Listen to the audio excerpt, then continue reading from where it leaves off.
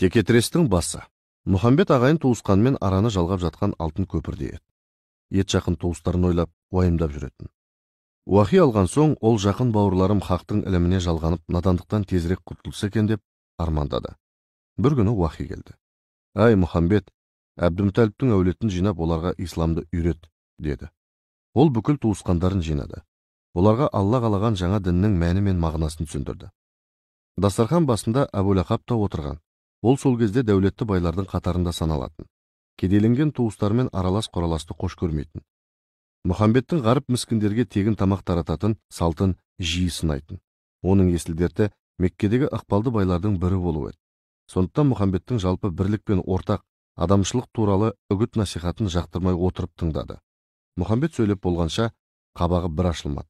Сәті келсе оның әңгімесін үзіп жіберіп, Меккедегі қазіргі байлардың нендей нығметтерге бөленіп жатқаны туралы айтқысы кеп зорға шыдап отырды. Бір кезде ол ақыры сөз алды. «Әй, Мұхамбет, айтып отырған әңгімең дұрыс әрине. Бірақ осы күнге көшеге шығудан қалдық. Жұрттың бәрі бізді көрсе, ана сиқыршы Мұхамбеттің туысқаны деп сөз саптайтын болыпты. Сыртымыздан саусақ шошайтып сөйлейтіндердің де қарасы көбейіп барады. Сен бала абыройды төгіп болдың ғой. Сені ата-баба жолын бұрмалап, өзін пайғамбар санайды деп айыптап жатыр. Шырағым Мұхамбет, расында да Араптан қашан пайғамбар шығып еді? Пайғамбарлықты сол яһудилерге ақ берсейші. Солардың да бізден пайғамбар шыққан деп мақтанғанда, бізден озғаны шамалы. Ештеңені өзгертпей ақ осы қағбамызға ие болып, кімсің Құрайш болып отыра берсек жетпей ме? Қасиетті қағбаның зияратынан түсетін зор байлық бәрімізге жетеді», деді. Мұхамбет іші қанжылап тұрса да әдеп сақтап, оның сөзін бөлмеді. Өзінікі дұрыс болса да, ешқашан өзеуреп сөйлемейтін. Жасы үлкенмен жағаласып ақыл айту оған тән емес еді.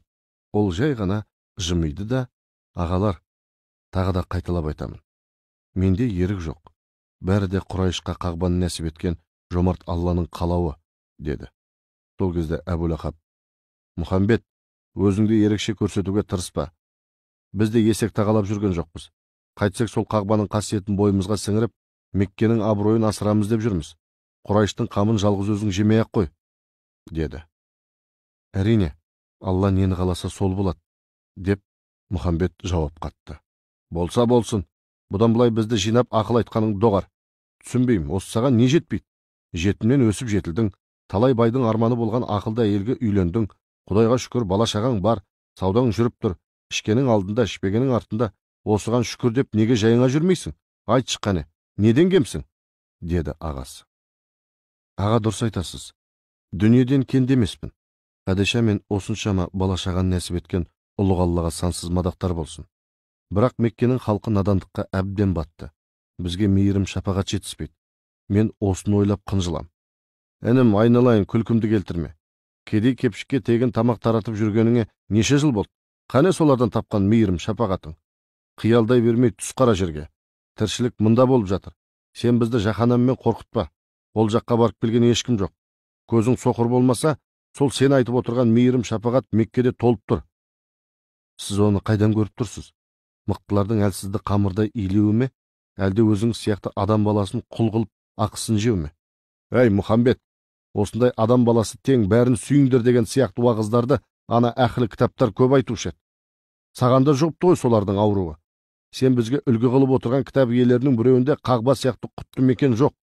Құдайлары мен пайғамбары артық болса, соларға бір қағба салып бермей ме? Қара, сен жыл сайын біздің қағбаға менмін деген елдердің бай шонжарлары арнай келіп құрбан шалады. Солардың арқасында Құрайштың ұлдары тамақты жатып ішеді. Құмның ішінде отырса да шылқып өмір сүреді. Алланың мейірім махаббаты деген осы. Елді адастырмай тыныш тіршілігіңді қыл», деді ағасы. «Әрине ағасы, іні ретінде сізге ілтипат көрсетіп тыныш қана жүргім келеді. Бірақ қазаншының өз еркі, қайдан құлақ шығарса деген. 18 мың ғаламның падишасы не қаласа, соны жасай береді. Бізден ақыл сұрамайды. Оған менің әмірім жүрмейді», деп жауап берді. Осыдан соң отырғандар үнсіз тарасты.